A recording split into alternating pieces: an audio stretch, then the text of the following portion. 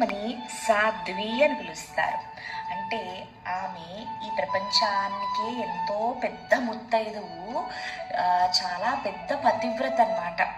అంటే ఆమెని మనం ఆదర్శంగా చూసుకుని మనం కూడా అలాగే ఉండాలి.